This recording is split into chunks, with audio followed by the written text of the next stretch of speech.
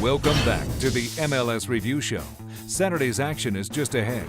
But first, it's off to JELD-WEN Field in Portland as the Timbers Army hope to show the rest of the league that no pity in the Rose City was more than just a catchy motto. Thursday night was Portland's chance to show why it's called Soccer City, USA. Under the national spotlight, a packed house helped to open up the Timbers' home schedule against the Chicago Fire. With one of the most loyal and vociferous supporters groups in the United States, there was great anticipation to see exactly what kind of home field advantage the expansion Timbers would enjoy.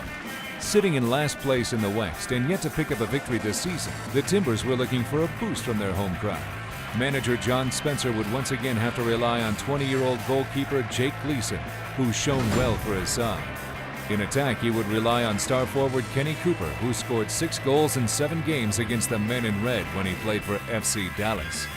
For the Chicago Fire and Carlos de los Cobos, the key was to take the crowd out of the match early.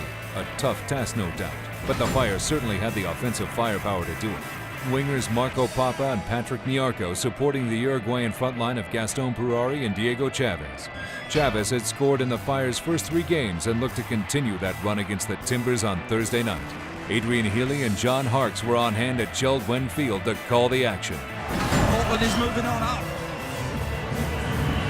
Now can they provide the victory that close to 20,000 here are craving? The Portland Timbers in the green get us underway, going from left to right. Good running by Kenny Cooper. They're streaming forward in green shirts. Cooper has the inside track. Kenny Cooper for Portland, still going. It's a spinning effort in the end with Sean Johnson rather hurriedly puts behind. And the volume level rises several notches. Quickly taken. The shot is on, and Johnson denies Steve Purdy.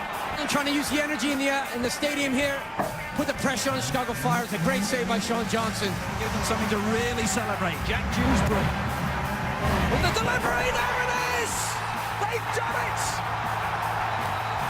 But it's not going to count. The celebrations, I'm afraid, are a little premature. Ricardo Salazar has disallowed the goal. His arms up in the air, they're saying, what happened?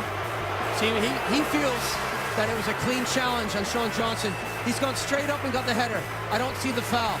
If anything, they may be calling a foul from somebody else that challenged Johnson.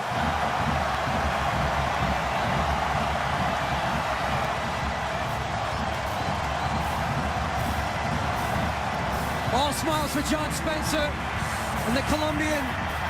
Well, he does some magic on the wings. Adrian, he turned inside and out. A great composure. One of the things I talked about in the final third. And what an excellent ball. Timing of the run was perfect. Watch this. Calm, cool as you like. Once he makes the cut back here, he commits Sean Johnson out of the goal. Celebrations all around here in JELD-WEN Stadium. And there's the first goal ever at home in this stadium, 2011 in Major League Soccer. Third. And what an excellent ball. Timing of the run was perfect. Watch this. Calm, cool as you like. Once he makes the cut back here, he commits Sean Johnson out of the goal. Celebrations all around here in JELD-WEN Stadium. And there's the first goal ever at home in this stadium, 2011 in Major League Soccer. Looking to slice off a slam. Here we go.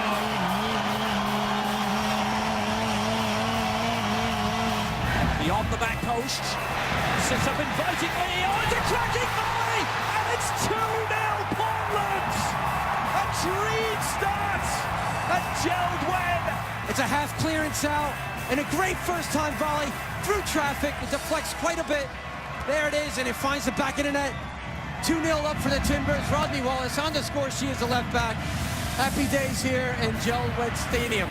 Paul's problems a little improvisation on this one though. Rodney Wallace, oh, he fisted it, the goalkeeper lost it!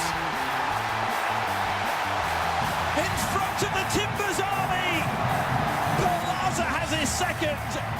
Could have held on to it. I talked about the wet surface and the artificial turf. Great ball whipped in here. He doesn't get a hold of it. The first one to react, well, it's not the defensive play of the Chicago Fire. They are very slow, and I said you have to follow up at both ends, Adrian. Hall skipping inside and all sorts of space for Al Hassan inside the penalty area. He's gone for goal! Oh, it flicked off the top of the crossbar. Finesse. Jeremy Hall switching the point of attack on the weak side. Very late, Anibaba. They come out and close down the angle. Largely a disappointing one for him. Now Aduro is through here. Dominic Aduro producing the first big save of the game from Jake Gleason. Aduro, crafty, using his pace to great effect. Here's Baruch, his first involvement, and the shot has gone in! And there is life for the Chicago Fire. It's not going to Papa, but he runs onto it, just gets a toe poke, it deflects off of Steve Purdy. It's in the back of the net. Yeah, that may go down. Well, actually, Eric Bruner, number 5. It could be an own goal. Yeah, I think it's going to be.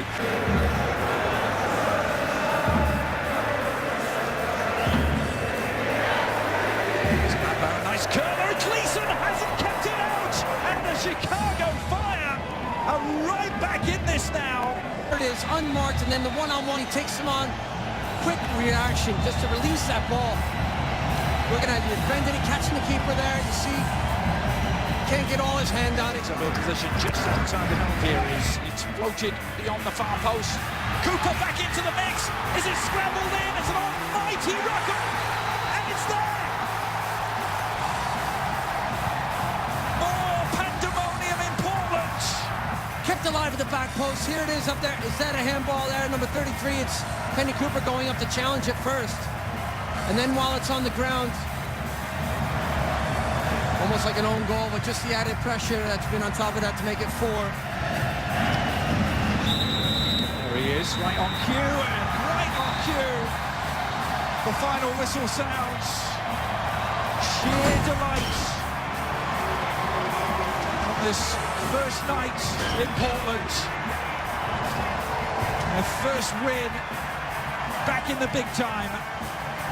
And the Rose City has very much risen to the occasion. I don't think you see an atmosphere like that in American soccer history, ever. I think it was tremendous. Coming out at the warm-up, I thought it was electrifying when the first goal went in. It was pretty incredible. I don't think myself and the staff are talking on the bench there, just saying this doesn't feel like the US, no disrespect to anybody, this feels like, you know, you're playing the Champions League game.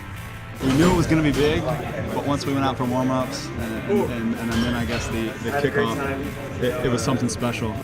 Grew up and dreamed of playing in front of big crowds like this one, and it was pretty exciting out there. Papa scores a great goal, and it's 3-2, and it's kind of getting close. But then, you know, we were able to just stay composed and score that 4th goal. I was crapping myself, to be honest with you.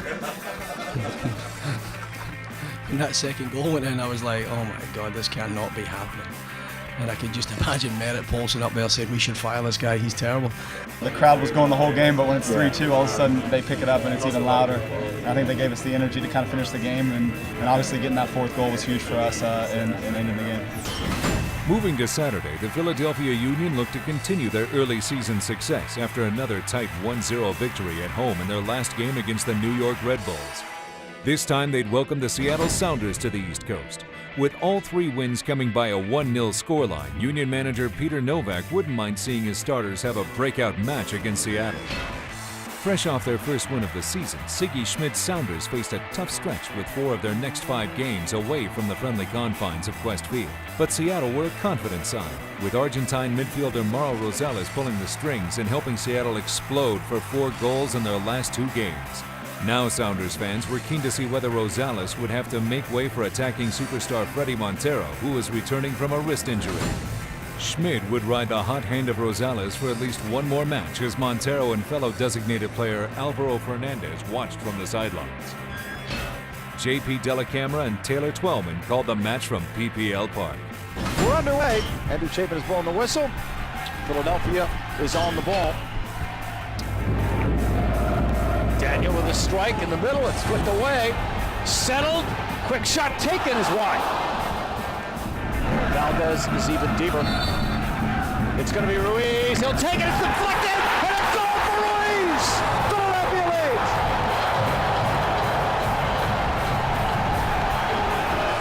you have to do is make sure you hit it on frame. Deflection right in the wall, but again, going into the wind, the deflection takes the wind, makes Casey Keller go the wrong way. That's what goal scorers do. Alonso put it up there. There's JELD-WEN. He missed it. Montero cracks it back. Save Mondragon, rebound, blocked in front. Freddie Montero, Mondragon does a good job. Fernandez almost put the ball in the back of the net, and Danny Caleb saying no. Left by Fernandez to Wiley. The return pass. Tackled away. Here's a cross from Rosales. The header wide of the far post. Settled. Montero chipping it. JELD-WEN went up, missed it off the post, and then in. Seattle has tied it in the closing seconds.